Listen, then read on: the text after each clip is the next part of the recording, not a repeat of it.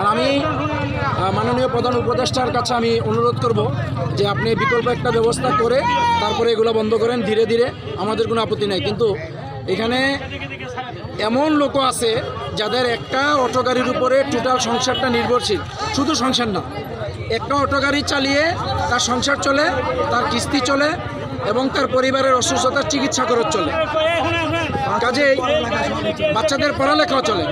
কাজে আমার রিকোয়েস্ট থাকবে যে মেন রোডে গাড়ি চলুক, আমি কখনোই এটার পক্ষে না।